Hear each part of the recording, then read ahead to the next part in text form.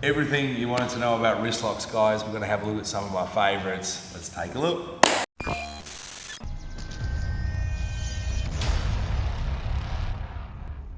Hey, what's up, guys? I'm here with Reese. I'm Professor Tom. We're going to have a look at wrist locks today, guys. Wrist locks are an awesome part of Brazilian Jiu-Jitsu and submission grappling, so let's have a look at them. So let's just understand the principles of the wrist locks. So if Reese is lying down on his back, we'll get started from dominant positions. So wrist locks are the smallest joint of the body we can legally attack, okay? I can't just sort of like attack his fingers in jiu-jitsu, and even if I could, whether I can get enough of an injury out of them is questionable.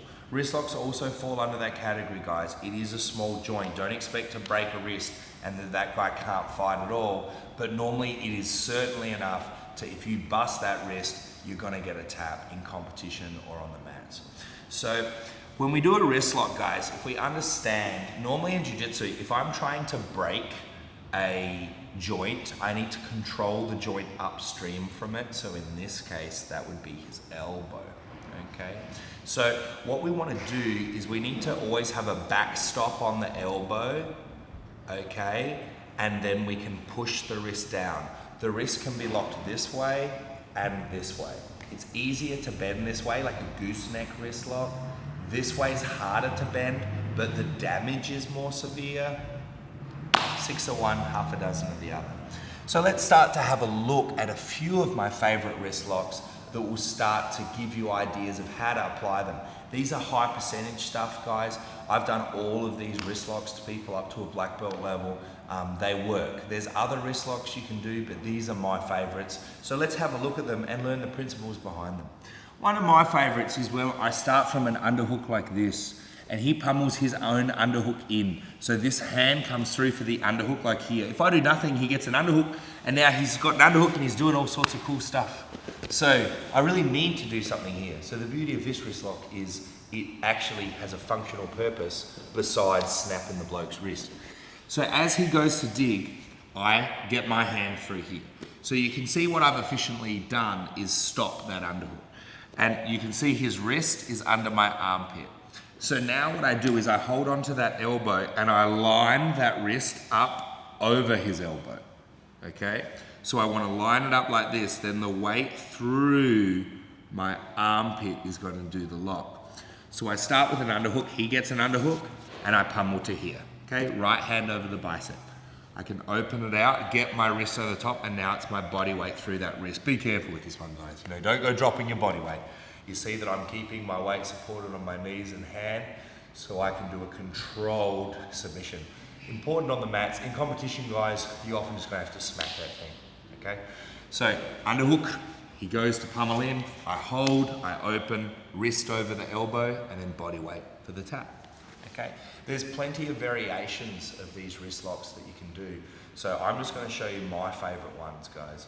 So now we're going to take the wrist locks from the bottom, and now that will help educate us on the whole wrist lock equation. So if Reese is in my closed guard, gi or no gi, there's lots of different wrist locks. There's even more in the gi. But ultimately, we can do the exact same types of attacks. So let's have a look at how we could do that.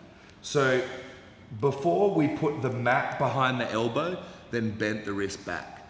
What we're now going to do is, his wrist has a bend in it already. So what I'm gonna try to do is open his elbow, just like we did before, opening the elbow, one of the keys of a lot of submissions in jiu-jitsu. And I'm going to pull him forward, holding his wrist in position, and now I can start to pull that elbow forward and crunch in for my wrist lock. So it's almost an opposite of the one we did. The principles are the same though. We have to have force behind the elbow and then force here. In this case, a lot of the force is coming from opening the elbow and crunching. But it's very similar attack to before. You'll notice the only difference with this one is we're bending it back the other way rather than the gooseneck direction, okay?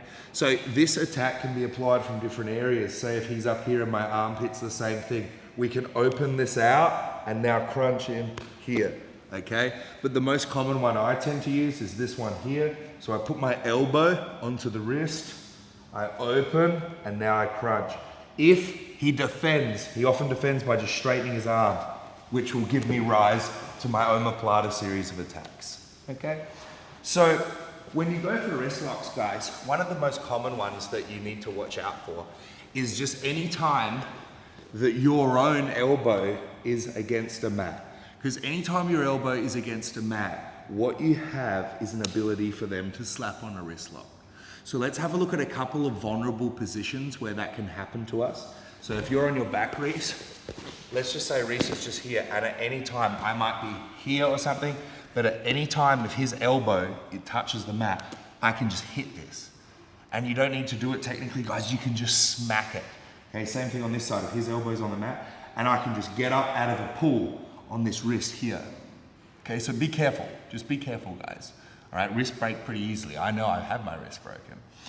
So that's something you need to be aware of. One of the other positions that I think a lot of advanced athletes can get caught out in is if, let's say I'm attacking Reese here and I've fallen, say, to the side like this, and I've got my elbow on the ground and I'm all worried about this hand here, but if he goes for this wrist lock here like this, yeah, that can catch me out because my elbow's caught, all right? So that's a little bit of an introduction to wrist locks. There are so many wrist locks that work, but I've found the ones that I just showed you are the tried and true ones where, and I do like this, you don't get punished when they don't work. If I go for an armbar from mount and it doesn't work, this guy's gonna be on my side control beating my ass. But if I go for a wrist lock and it doesn't work, he's probably gonna open up his arm and elbow, which will lend towards me winning anyway. So I think wrist locks are like free lottery tickets. I don't gamble, but if you give me a free lottery ticket, I sure will. So go for wrist locks, guys. Remember, for most tournaments, it's only blue belt and up, but a lot of tournaments these days, you can do them at white belt. So just remember, do them slow in the academy. They're hard to do slow, but then come comp day, boom, smack it down and get your Steven Seagal wrist locks firing on all cylinders.